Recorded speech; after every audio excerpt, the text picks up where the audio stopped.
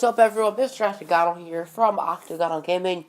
Now we are back at it again with the NFL predictions. This is the last one of this season, and it is, of course, the Super Bowl 52. Unfortunately, football season is now over, which certainly sucks. But we do have the offseason. The offseason is such a fun time. Free agency, I expect some crazy trades, some crazy signees, and, of course, the draft. Love the draft. I enjoy the draft, honestly, more than the Super Bowl, considering my team has not been in a championship in 60 years, but that's besides the point. The point is, Super Bowl predictions are here. So, Eagles-Patriots, probably up until last night, I knew I was going to pick the Patriots, but now I'm not so sure about it. I think these two teams are extremely evenly matched, and if you look at it, minus the quarterback and the coach, the Eagles are the better team. They certainly have the better defense.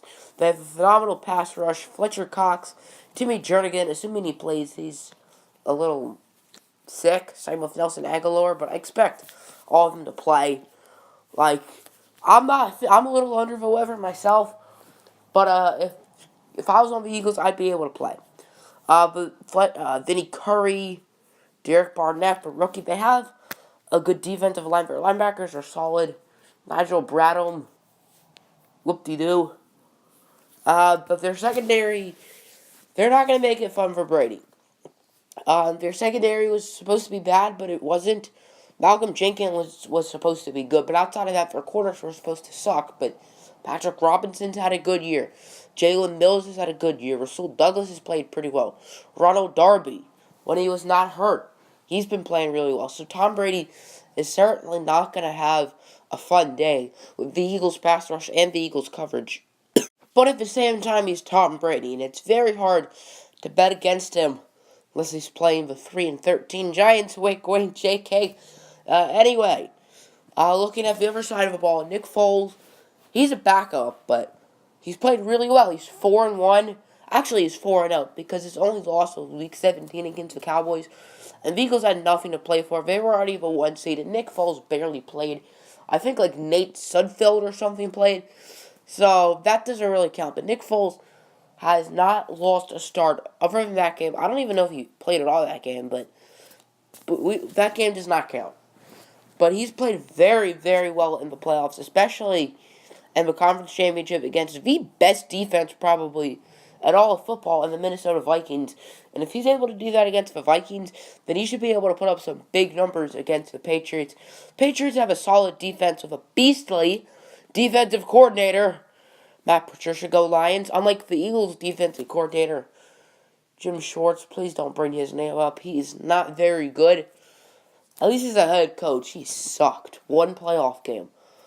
Jim Caldwell brought us to more playoff games than last year's. I mean, they have the same amount of playoff wins, which is none. And one playoff win in the past 60. Okay, I'm going to stop talking about my team, because we're never going to make it here. But I think the run game is going to have a big part in this Super Bowl.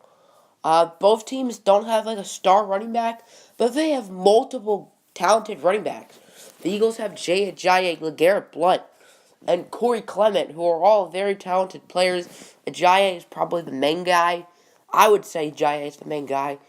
But all three of them are a key part of their offense. And similar with the Patriots, with players like Deion. I think Deion Lewis will be their best running back. And they have other players like James White, Mike Gillisley, Rex Burkhead. So I think NFL teams need to start realizing that you can use more than one running back. The Eagles are using 3, and the Patriots have 4. So it ain't a one-guy thing. Like the Steelers, outside of Le'Veon Bell, what do they have?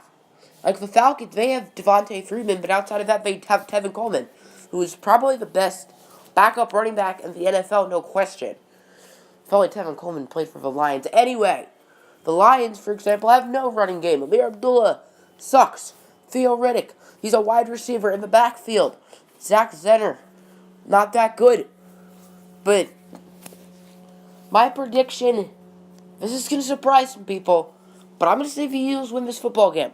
I think it should be pretty close, and it's hard to pick against Brady and Belichick, but the Eagles have a very, very good defense.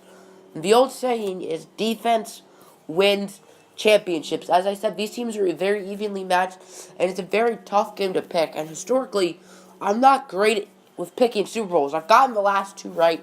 I got the Patriots right in Super Bowl 51, and the Broncos right in Super Bowl 50. This year in the playoffs, I have not done so well. I think I'm 4-6 so far.